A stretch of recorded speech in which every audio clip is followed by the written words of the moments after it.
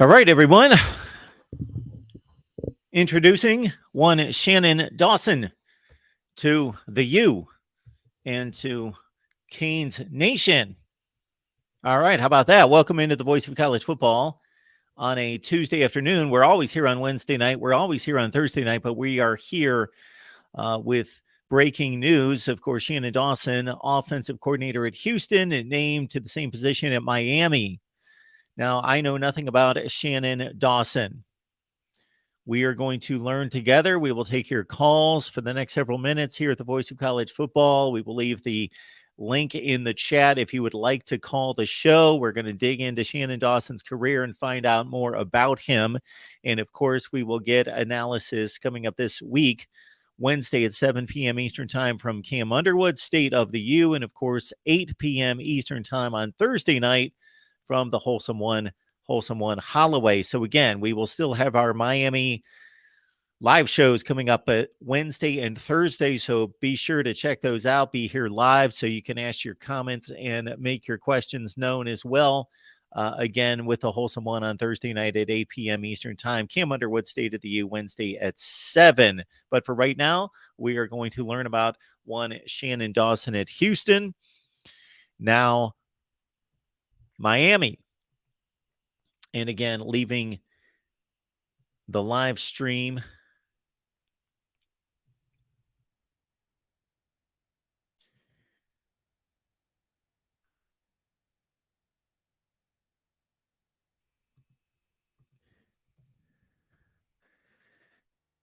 There it is. So the link is in the chat if you would like to join the show and talk Miami football. Meanwhile, we are going to get information. Let's get to it here.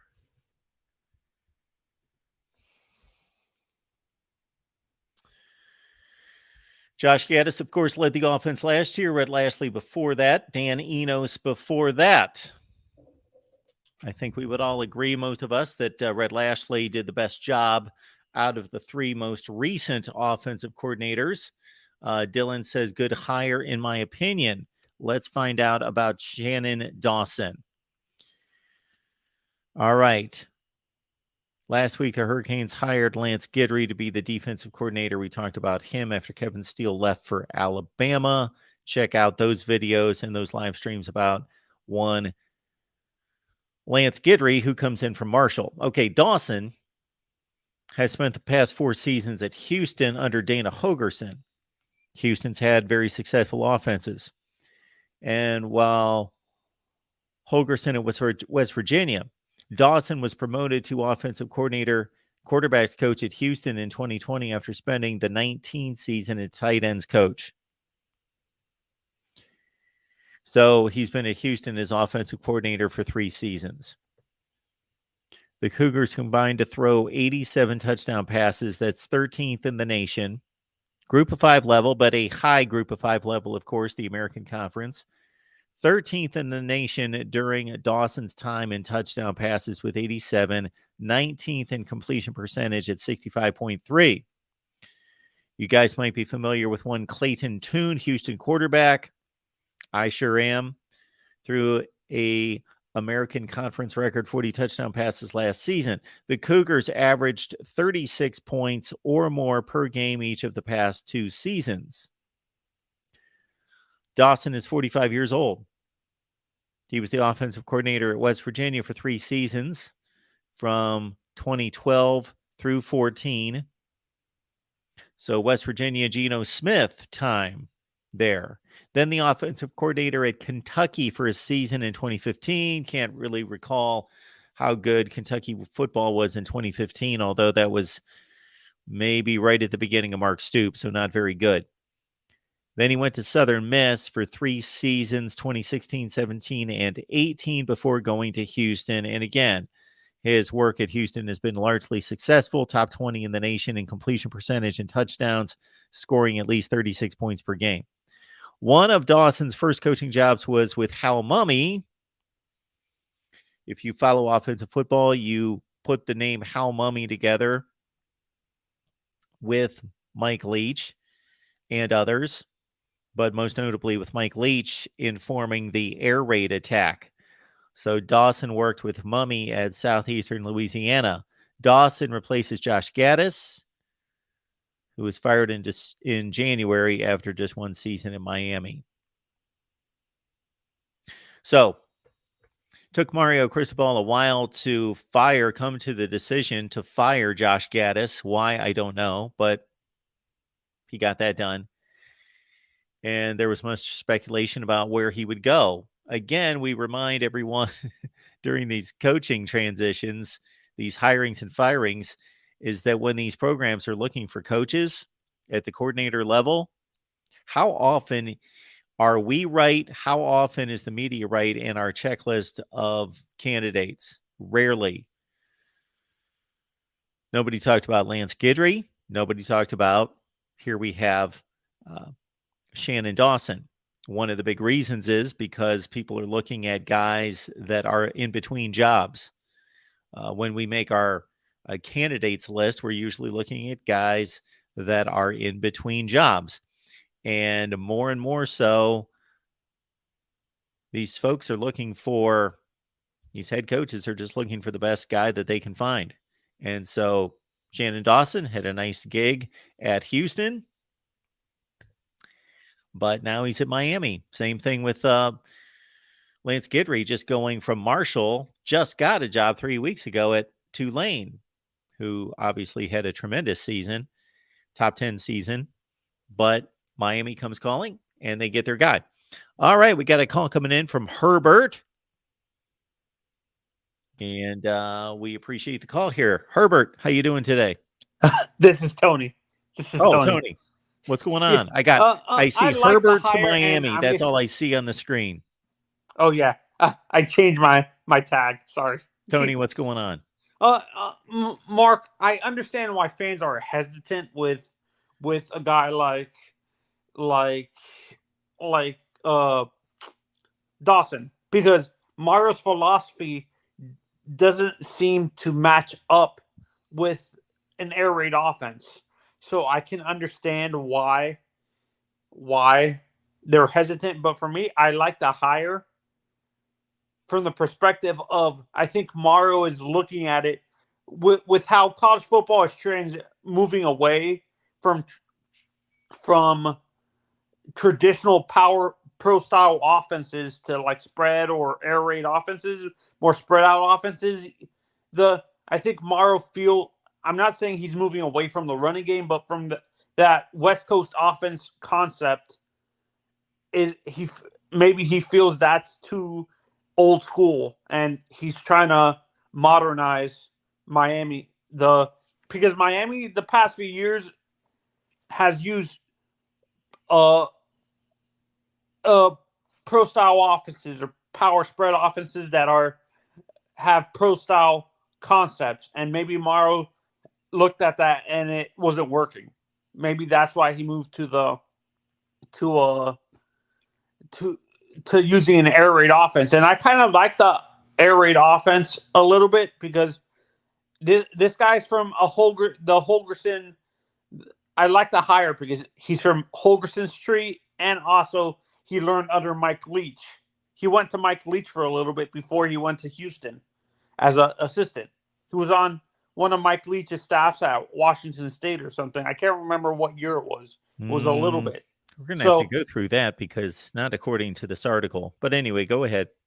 Yeah, no, but I like the hire because it shows that Mario's evolving in the way he runs his offense, and instead of just purely being a run-based offense, because it seems like the last few quarterbacks have struggled to develop because he's so focused on the run game and stuff like that. Justin Herbert became more adept when he got to the NFL, not because of Mario, more because of the coordinators in the NFL. Mario tends to hamper the development of a quarterback because he's so focused on the run game. Do you agree? Well, first of all, Dawson never coached at Washington State. So anyway, that aside, for anybody who's concerned about this hire because of a possible clash between Mario Cristobal and what he wants to do and what Shannon Dawson's bread and butter is. If Mario Cristobal has not vetted that out, there's an extensive interview process.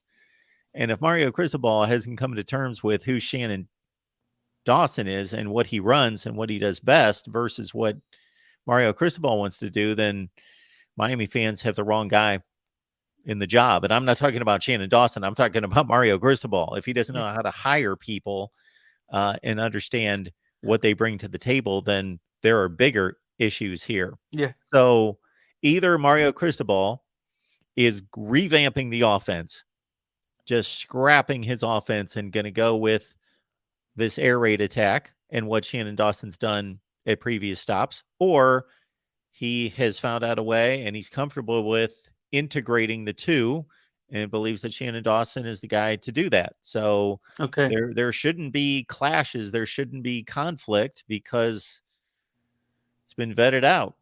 Okay.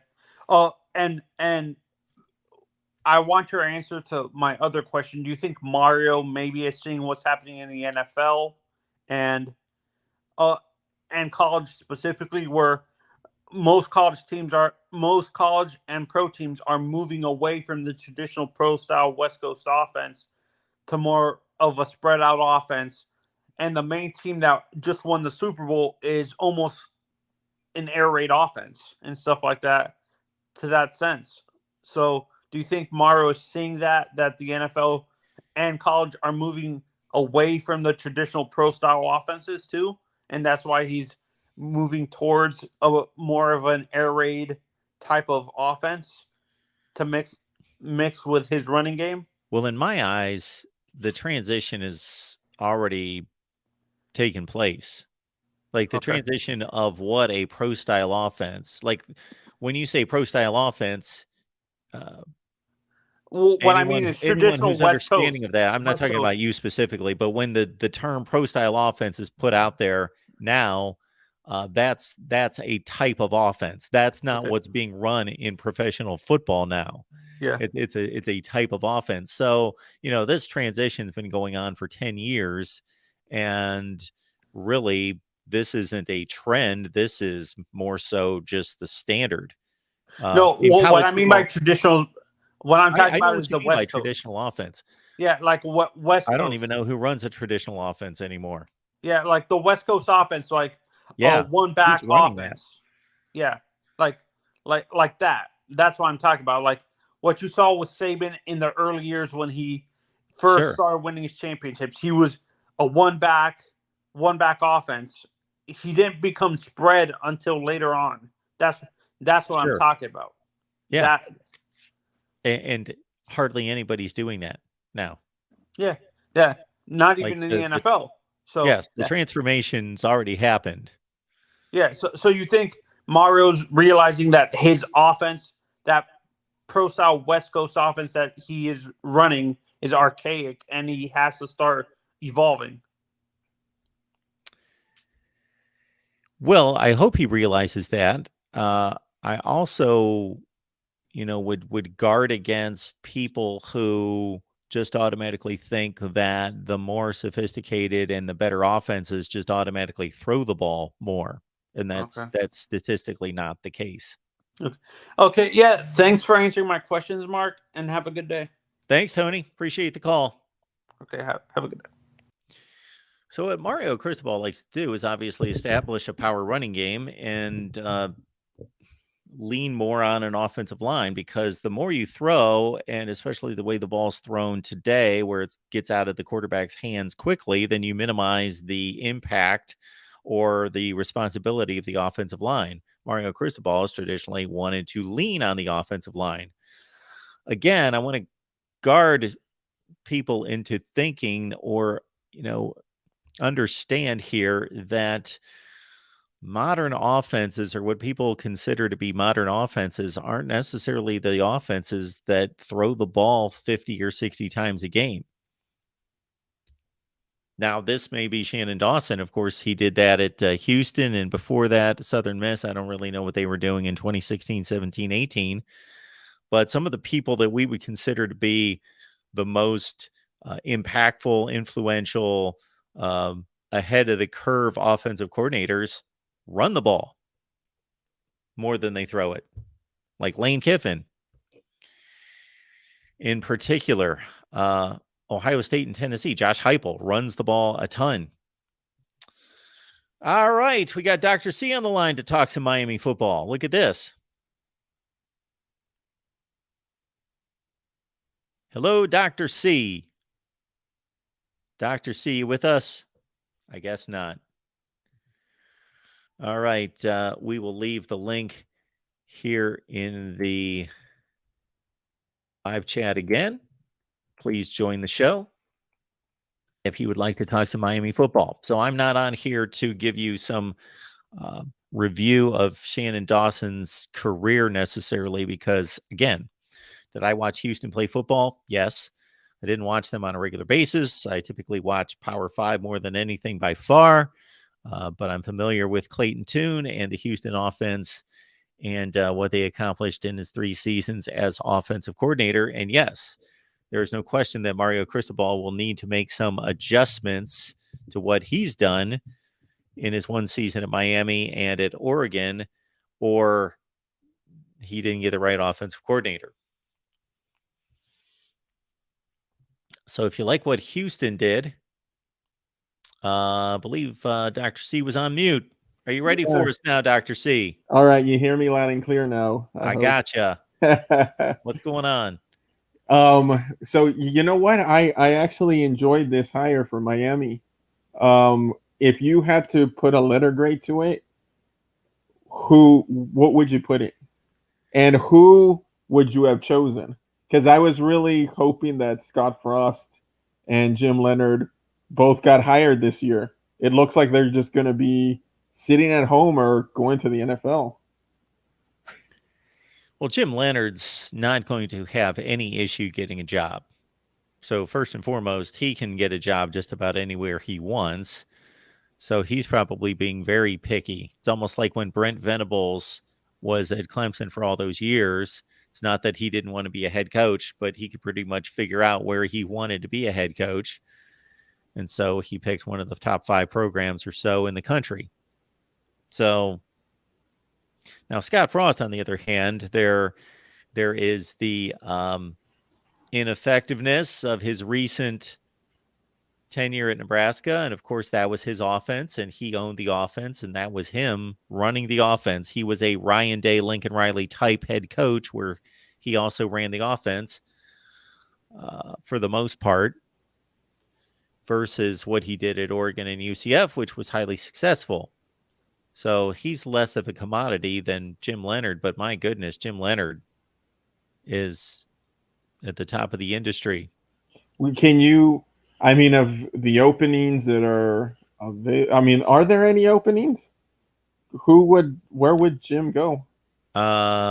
Defensively, openings, I can't think of any openings. Of course, the Notre Dame offensive coordinator spot is still open. That would be the only spot on the offensive side that, unless somebody else can think of other openings, I can't. That's the only one. Notre Dame, since they were not willing to pay the buyout for the Andy Ludwig, Utah offensive coordinator's contract situation. But I really don't have an answer for you, except for Jim Leonard is not going to have an issue getting a job. I've got to think that based on everything I heard out of him, and since he is a Wisconsin guy and he was extremely loyal to that program, of course, he played there, but he was also extremely loyal staying there when he could have gone just about anywhere, that he was possibly pretty hurt by not getting the head coaching gig once he was made the interim head coach. He probably thought, this is my chance.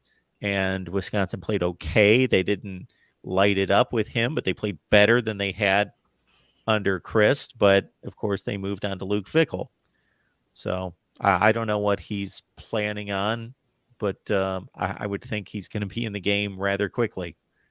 And this would be my dream situation, that out of the blue, well, not it wouldn't be too crazy, but that we hear that he goes to USC. Well, yeah, that would be the move to be made. And you wonder if Lincoln Riley thought of that, pursued that, because Luke Fickell was hired. I don't remember the timing of it, but he was hired before they played the bowl game. So he was hired sometime in mid-December, early December. So that was already decided. He knew that he wasn't going to be at Wisconsin. Yeah, Lincoln Riley, I would think, had a shot at one of the best defensive coordinators in the game, but I don't expect any further moves at this point. Spring practice is starting in a few weeks. Although Michigan 2 years ago, or would it be 1 year ago? No, 2 years ago that they cleaned house and made a lot of major changes just days before spring practice started. Yeah, I mean, obviously I don't know, haven't really followed any interviews with Jim Leonhard. Obviously, it was very devastating, and I'm sure he's very hurt that Wisconsin kind of, betrayed him in many ways, after him being so loyal and him being a huge prospect in the coaching world. It seems like this guy wants a head coaching job. From what I've seen, it's like I don't think he wants to be a defensive coordinator anywhere. I think he feels like he has earned a head coaching, and that's where he's gone. That's why I thought that maybe he would go to the NFL for like a season. Why not go over to Bama, be an analyst, and try that out until they offer him a head coaching position. Yeah, he's got nothing to prove. He's proven to be one of the best, so he doesn't have to go somewhere else unless he wants to. But in terms of looking out for his career, he doesn't have to. I would think that the next logical step is either defensive coordinator at the NFL level or head coach at the college level, unless he really wants to be somewhere. Absolutely. Okay, I'm going to let you go, Mark, because I know you got other callers, but what would you grade this, the hire for OC Miami? Well, I did not know the name Shannon Dawson before an hour ago, so I don't want to pretend that I did.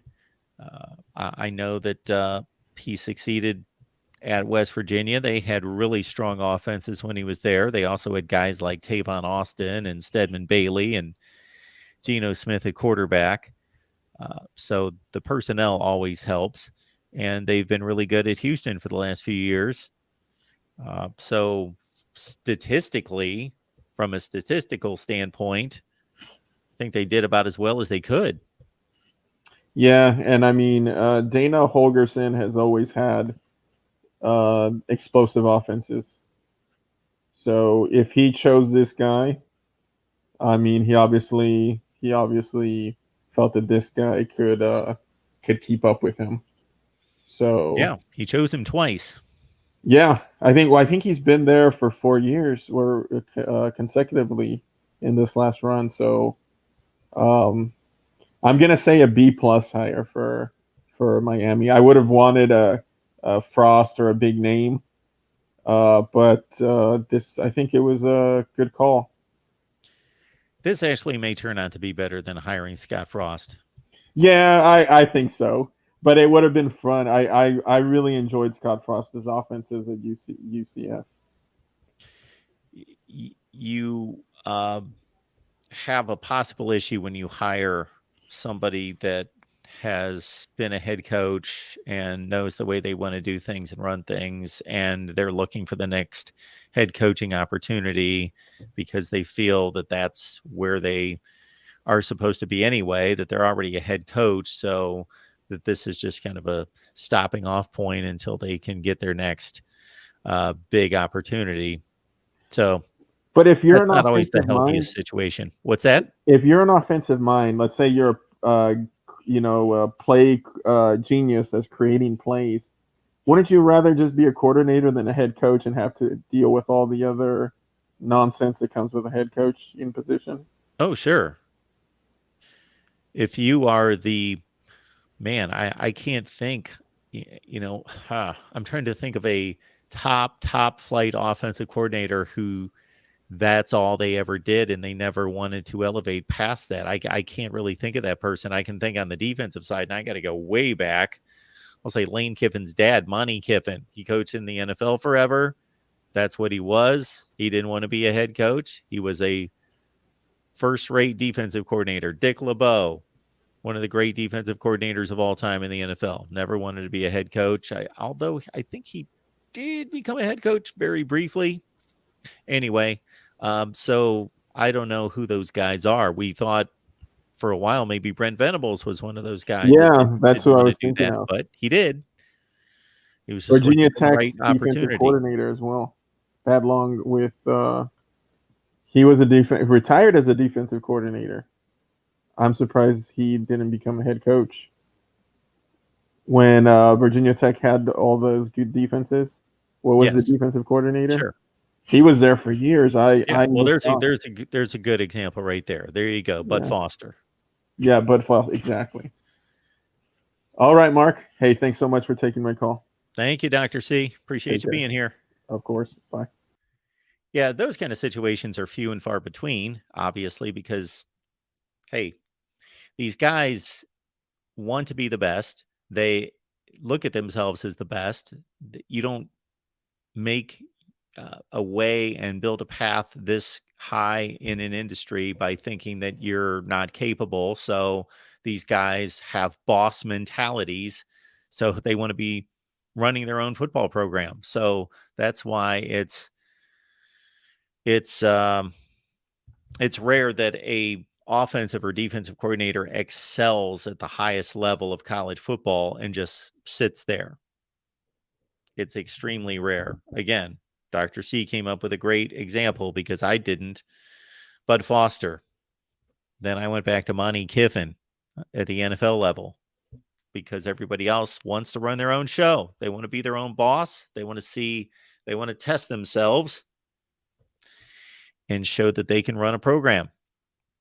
All right. Again, we wanted to dive into Shannon Dawson, what he's done.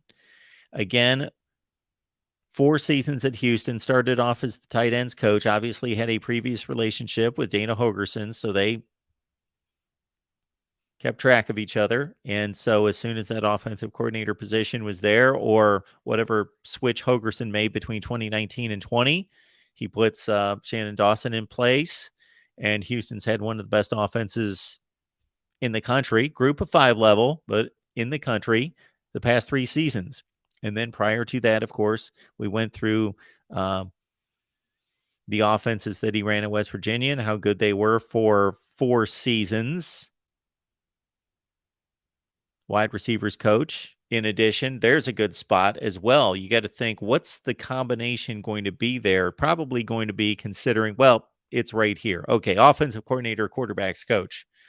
But you got to think with Shannon Dawson's background at Houston as a tight ends coach, Southern Miss wide receivers coach, West Virginia wide receivers coach. Miami fans, you know that your wide receiver play has not been good for the past couple seasons. And this guy could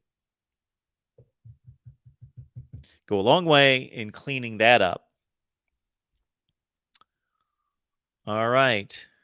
The Woods loves the OC hire of Shannon Dawson. Keys Dave, appreciate you being here. Miami just hired their linebackers coach. I believe he is from Cincinnati. Okay, they get a linebackers coach today too, of course, replacing Charlie Strong. Let's see what we got here.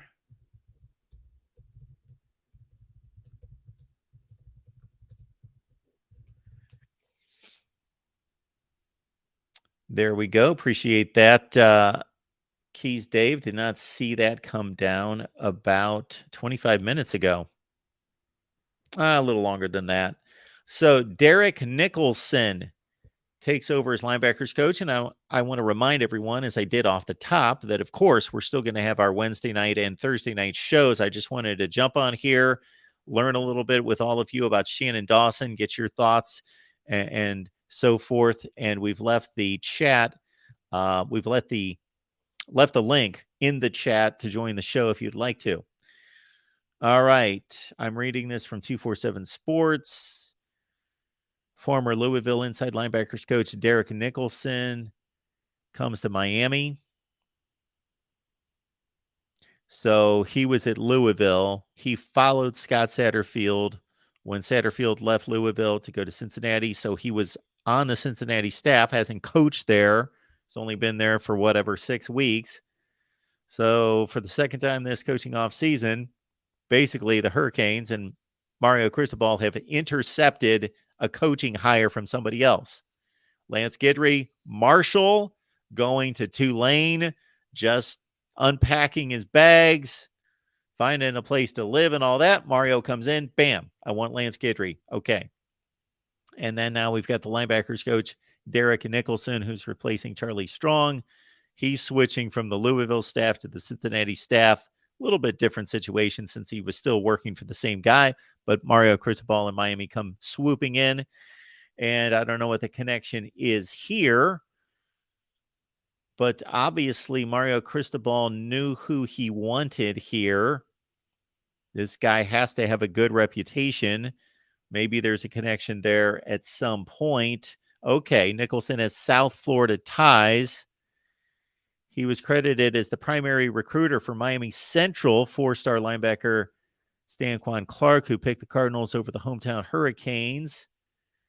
Nicholson got Miami Northwestern cornerback Raekwon Adkins to flip from Louisville to Cincinnati during this transition time.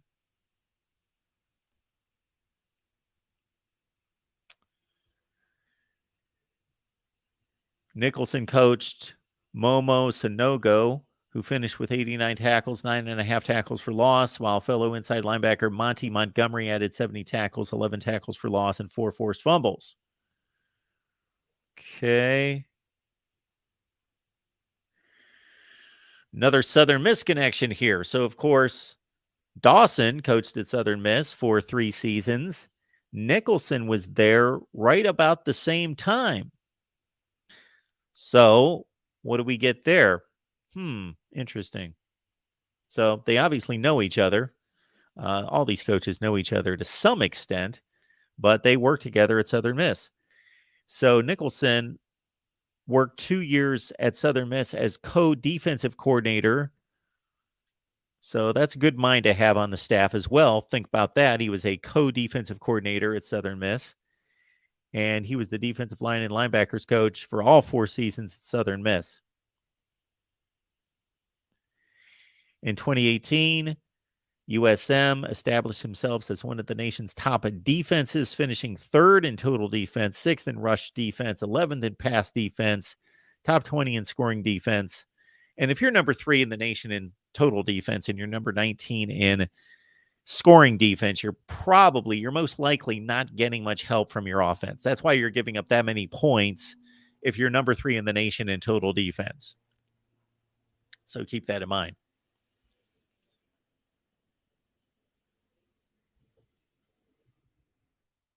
Want to remind everyone, of course, we've got the typical schedule here for a Tuesday night at the Voice of College Football. We've got our Iowa show coming up at 5:30 Eastern. So I know you're all Miami fans, but you're big college football fans as well. We have a great time on the Iowa show each and every Tuesday at 5:30 Eastern time. That's over on the Iowa channel. Then at 7 o'clock Eastern time, Old Nemesis, Nebraska. We've got our 7 o'clock Eastern time show, Nebraska Live, over on the Nebraska channel. Then we'll be back here Wednesday night at 7, Thursday at 8 to talk about Shannon Dawson.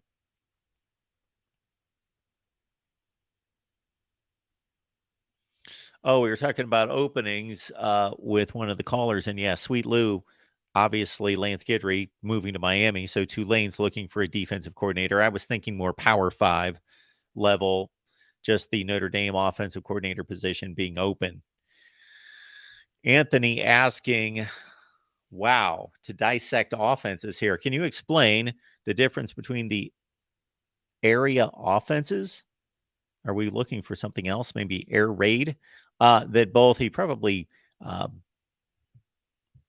Probably doing a voice alert on this. Dana Hogerson and Mike Leach ran because people assume it's the same type of air raid. Well, I got to tell you that I can't necessarily break down Dana Hogerson's air raid and the difference between Mike Leach's and Dana Hogerson.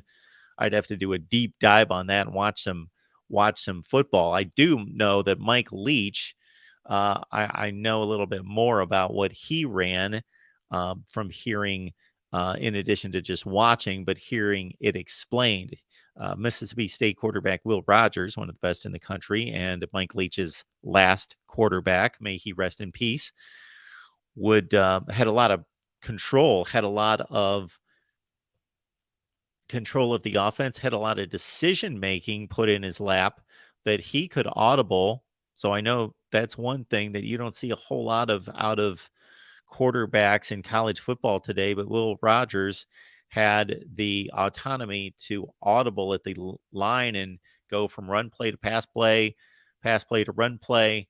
Probably didn't really audible out of a run to another type of run, but it was more or less, okay, I'm reading the box, I'm reading the defense and the coverages, and mostly reading the box and saying, this would be a good time to run the ball, or vice versa.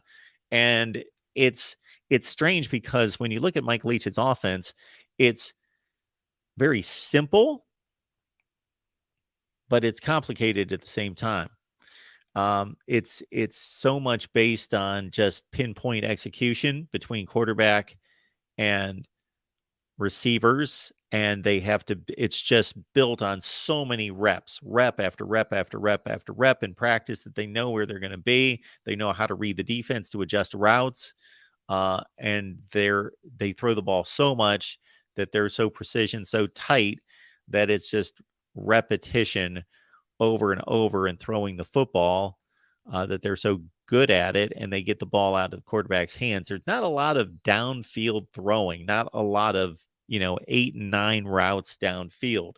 It's very much under control, and obviously spreading the field is a big part of it.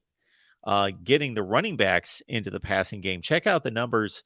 Can't think of his name, the Mississippi State running back, not the last one, but the one before him.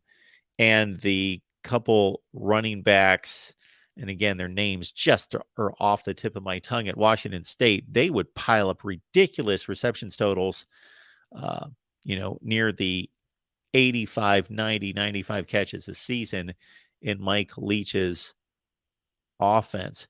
Crayon believes that this is a brilliant move, truly brilliant. Again, Shannon Dawson.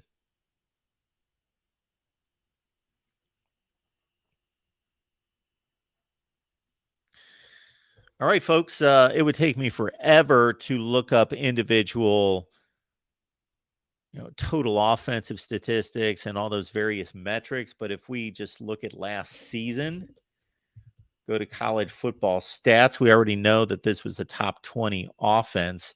If you're just looking at total offense last season under Dawson, Houston ranked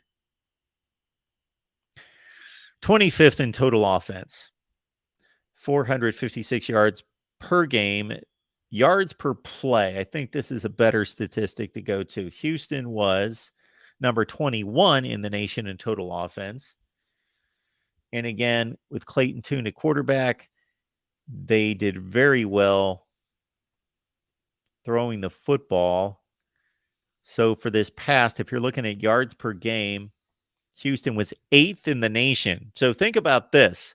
Think about what Tyler Van Dyke did 2 years ago with Rhett Lashley at the controls, and what an 8-game stretch he put together at the end of the year. 25 touchdowns, 6 picks. Once he became the starter in replacing De'Ara King, the offense took off. He was lighting it up for 350 yards and 3 to 4 touchdowns every week. Lashley leaves.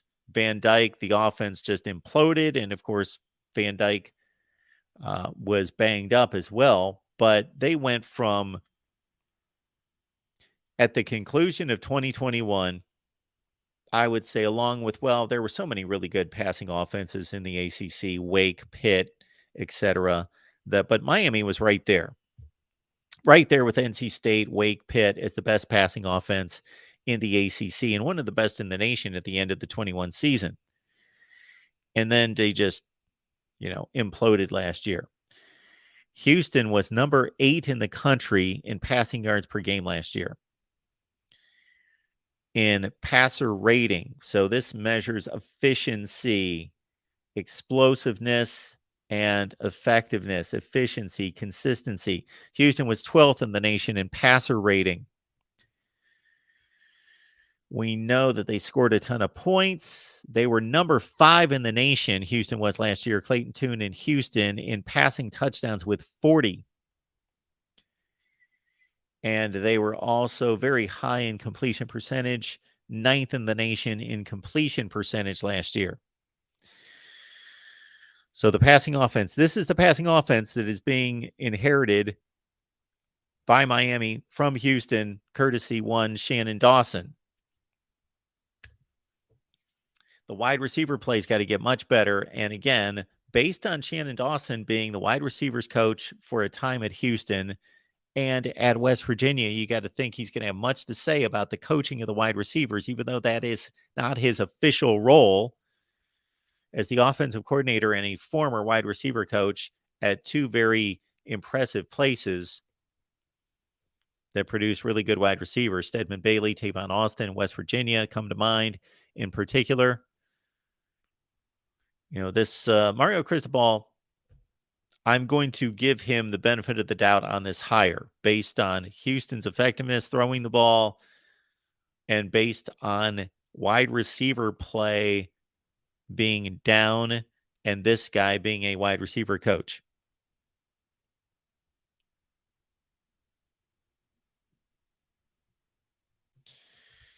The Wood says, just glad Mario did not remain stubborn with his old balanced conservative offensive scheme. Anthony says, Mark, with Mario choosing a guy like Shannon Dawson as the OC, do you think we have a higher chance of getting the top-level quarterbacks that are 5-star rating in the next few years? Well, I don't think Shannon Dawson's going to bring that unless he's a great recruiter. Not looking necessarily at his recruiting prowess. I don't know. But I don't think his name, his weight in the industry is going to pull in 5-star quarterbacks. But if Miami's offense, its passing offense, produces the way Houston's has, yes, he will bring in top-level quarterbacks in the next few years. But I would think, you combine Mario Cristobal's ability to recruit, if they have the success that Dawson had at West Virginia and at Houston, yes. LFG, thank you for that. James Morrow, Washington State running back. Yes. Oh, we're off on a tangent here, but I just have to look at this. Let's look at Washington State, like circa 2018. This is Mike Leach's offense, and these are the running backs. These are the running backs. Here we go. I wasn't necessarily thinking of James Morrow, although I know the name and remember watching him play. James Williamson, 2018. So this was Washington State's best season under Mike Leach. That's why I looked it up. They almost went to the Rose Bowl. They finished 11-2, top 10 in the country. James Williams, 83 catches out of the backfield. Max Borghi, who caught a lot more than this later, 53. That offense had 5-6 players catch over 40 passes. Gardner Minshew threw for almost 4,800 yards and 71% completion percentage and 38 touchdowns.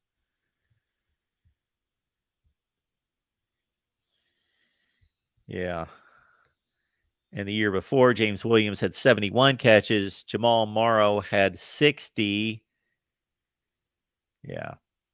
So there you go. From the Mike Leach coaching tree through one Hal Mumme, Do you guys remember Hal Mummy?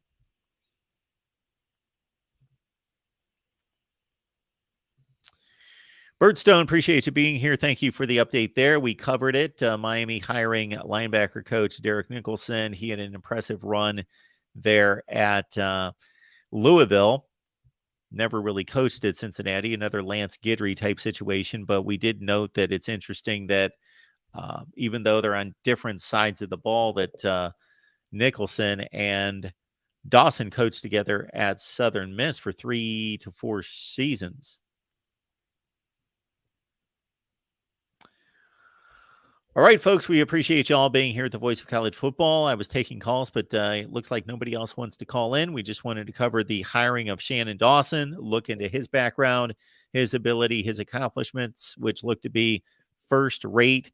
Last 3 seasons at Houston, of course, stops at Kentucky and Southern Miss, but before that at West Virginia as offensive coordinator for Dana Holgorsen. Miami live Wednesday at 7, Thursday at 8. We will continue to break this down with Cam Underwood, State of the U, and the Wholesome One on Thursday. Get on over to our Iowa channel. Yes, Miami fans, we would love for you to crash our Iowa channel. 5:30 Eastern on the Iowa channel right here at the Voice of College Football. Just follow us to the Iowa channel and then also to the Nebraska channel. Crash that show as well and bring some folks with you. Otherwise, we will see you on Wednesday night at 7 Eastern. Thanks for being here.